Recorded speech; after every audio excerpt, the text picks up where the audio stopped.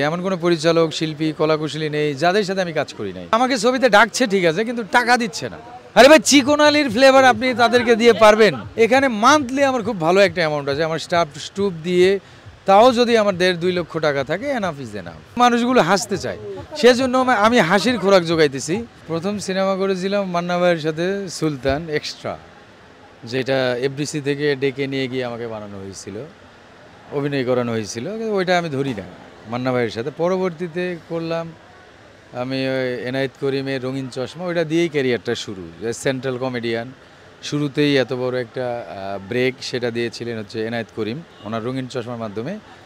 আর পরবর্তীতে যে ছবিগুলো আমি করেছি, মুনতাজুর রহমান আকবর সাহেবের বাঁচাও, ভণ্ড নেতা, জীবনের গ্যারান্টি নাই, আকবর সাহেবের পর থেকেই আবার ক্যারিয়ারটা চাঙ্গা হতে শুরু করলো। এরপর নাদিম মাহমুদ, রাজু চৌধুরী, সাদাত হোসেন লিটন, আমাদের বদিউল আলম খোকন, রুবেল ভাই, তারপরে পিএ কাজলদা, সব ওই সময়ের রানিং যে পরিচালক, প্রতিটি পরিচালকের সাথে কাজ করেছি। এমন কোনো পরিচালক, শিল্পী, কলাকুশলী নেই যাদের সাথে আমি কাজ করি নাই। কিন্তু কাজ করছি, কাজ করতে গিয়ে এমন একটা রানিং অবস্থায় হঠাৎ করেই যেন সিনেমাতে একটা ধস নামে, সিনেমায় একটা বিরূপ প্রতিক্রিয়ার সৃষ্টি হয়। যাদের এতে কী হচ্ছে যে আমাকে ছবিতে ডাকছে ঠিক আছে, কিন্তু টাকা দিচ্ছে না। আমার ক্যারেক্টারটা কি করছে যে নাটক থেকে, ছোট পর্দা থেকে বা গ্রুপ থিয়েটার করে এমন যারা নাট্যাঙ্গনে আছে তাদেরকে নিয়ে এসে করাচ্ছে। আরে ভাই, চিকন আলীর ফ্লেভার আপনি তাদেরকে দিয়ে পারবেন? বান্ডেল থাকলে প্রতি সেনমানিতে টাকা বাঁচবে।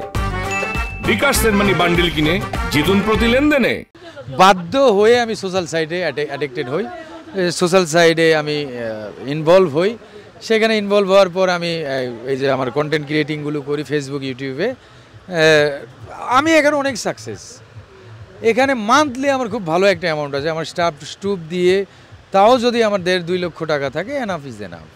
আমি জগতে আপনার বেশি সফল হতো না কন্টেন্ট ক্রিয়েটর? না, সিনেমাতে থেকেই তো চিকন আলীর জন্ম। সিনেমা এখন অবশ্য কন্টেন্ট ক্রিয়েটিংটা বেশি করা হচ্ছে, যেহেতু এই ফেসবুক, সোশ্যাল সাইডে প্রত্যেকটা শিল্পীরই জয় জয়কার।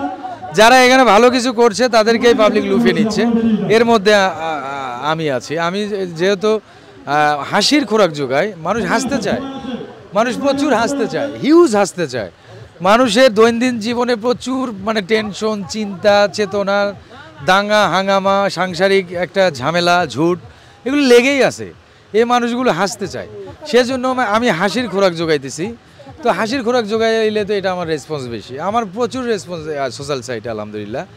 অনেকেই আসছে ভাইরাল হয়ে চলে যাচ্ছে, আমি কিন্তু আসি, আমি ডিফারেন্ট কন্টেন্ট দেওয়ার চেষ্টা করছি। এই জন্য আমাকে অবশ্যই দর্শক ধরে রাখছে। পরবর্তী শাকিব খানের সাথেই, আমাদের মেগাস্টার সুপারস্টার শাকিব ভাইয়ের সাথেই আছে আমার একটা ছবিটি না আগুন, আগামী কুরবানির ঈদে রিলিজ হবে। আর তারপর আছে আনন্দ অশ্রু, স্বপ্নে দেখা রাজকন্যা, তুমি সারাক্ষণ, অনেকগুলো ছবি আছে।